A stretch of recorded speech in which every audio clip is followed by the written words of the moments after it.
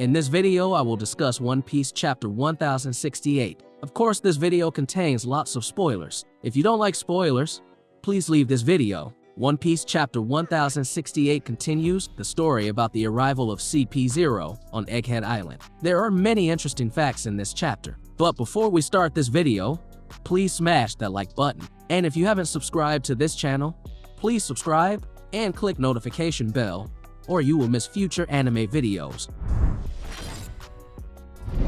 One Piece Chapter 1068 is titled A Genius Dream. In the cover story, Caesar and Judge continue to fight. Above their heads, we can see balloons with flashbacks of their days as Mott's members. In the flashback, we can also see Vegapunk and some of the shadows behind them. Previously, we knew that Mott's had members such as Caesar, Judge, and Queen. And in this chapter, we get a new fact that it turns out that Vegapunk is also part of Mott's. This chapter continues with the arrival of CP0 on Egghead Island. Apart from the ship that the CP0 members boarded, it turns out that the government sent several other Cipher Pol ships to visit Egghead Island. But in reality, only the ship that Lucci was on could dock there. It is reported that several other ships have disappeared, and Lucci suspects that this is the work of Vegapunk. However, one of Vegapunk's satellites named Pythagoras denied any involvement and insisted that CP0 leave the island. Because he couldn't get access to Egghead Island, Lucci ordered Esbear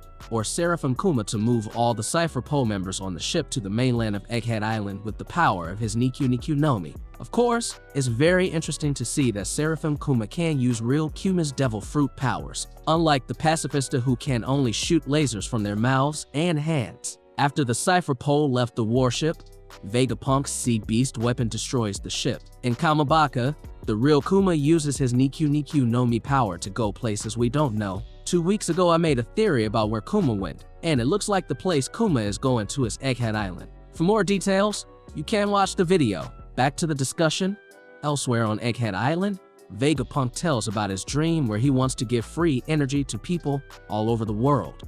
Because according to him, this is the only way to eradicate wars to get resources. That is the reason why Vegapunk is always researching new energy sources. However, his research led him to a mysterious ancient energy source, so that the world government realizes this, and this is what makes the world government want to eliminate Vegapunk. Knowing that he is being hunted by the world government, Vegapunk asked Luffy to take him away. And what's interesting is that Luffy agreed. The reason that Vegapunk has a funny head. Vegapunk was so happy, he said he would pack everything he needed. Vegapunk told Luffy that they would meet at the laboratory and asked Luffy to take Bonnie there. Vegapunk defense system starts against CP0. Nami and her group are watching what's happening on the monitor. Shaka ordered the release of S-Snake, S-Hawk, and S-Shark, and then he gave control authority to Sentamaru. S-Snake is Seraphim Boa Hancock, S-Hawk is Seraphim Mihawk, and S-Shark is Seraphim Jinbei. Stussy knows all the details about the island.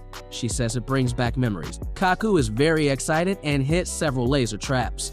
Stussy knows about the traps, but Stussy doesn't warn Kaku. Atlas appears and attacks Lucci. Shaka tries to tell him to stop, but Lucci uses his Rakugan on Atlas, cracking his head and disfiguring half of Atlas's face. Atlas is a Vegapunk satellite that represents aspects of violence. He gets angry easily. At the end of the chapter, we can see Luffy and his group taking Bonnie. Suddenly, they found Lucci and CP0. This meeting was not intentional because Luffy did not know that the CP0 sent to Egghead Island was Rob Lucci. Will there be a rematch between Luffy and Lucci? We look forward to the continuation of the story in the next chapter.